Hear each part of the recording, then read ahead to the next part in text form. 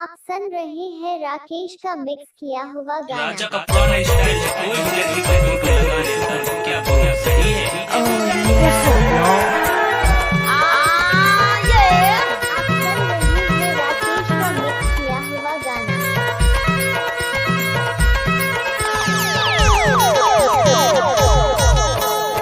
चांदी के रुपया 2.5 तोला, चांदी के रुपया 2.5 तोला, तोला ले जाऊं भागा के मोर गाँव झाटोला, वो संगी बना हूँ रानी तोला, अरे माया जोड़ी बना हूँ गोरी तोला।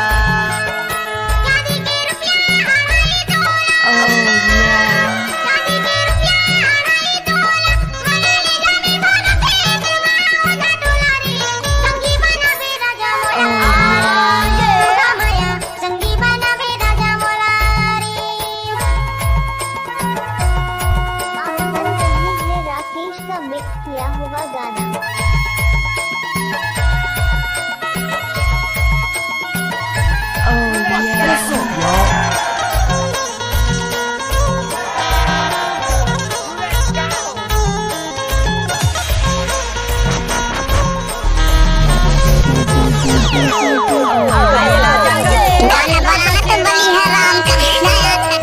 जंगल काटेला सचेरा, तैतो माया वाली गोरी अढ़ाबे अचेरा, वो रानी संगी बना हूँ रानी तोला, जोड़ी बना हूँ गोरी तोला। चांदी के रुपया 2.5 तोला, चांदी के रुपया 2.5 तोला, तोला ले जाऊं भागा के मोर गाँव झाटोला, संगी बना हूँ रानी तोला, अरे माया जोड़ी बना हूँ गोरी तोला।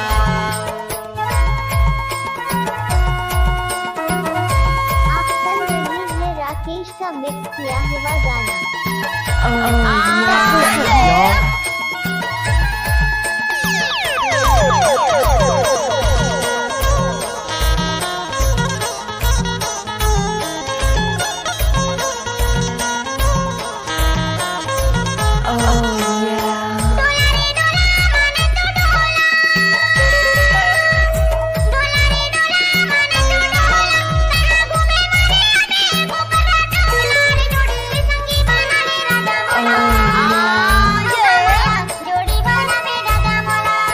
चांदी के रुपया 2.5 तोला, चांदी के रुपया 2.5 तोला, तोला ले जाऊं भागा के मोर गाँव झाटोला, संगी बना हूँ रानी तोला, अरे माया जोड़ी बना हूँ गोरी तोला।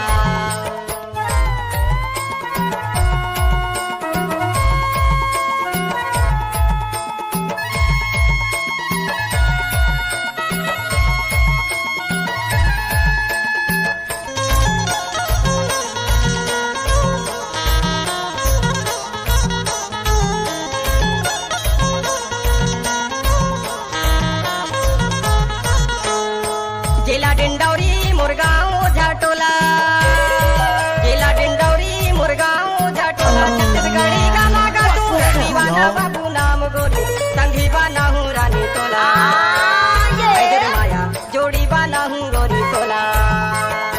चांदी के रुपया 2.5 तोला, चांदी के रुपया 2.5 तोला, तोला ले जाऊं भागा के मोर गाँव झाटोला, संगी बना हूँ रानी तोला, सुन रही है राकेश का मिक्स जोड़ी बना हूँ गोरी तोला।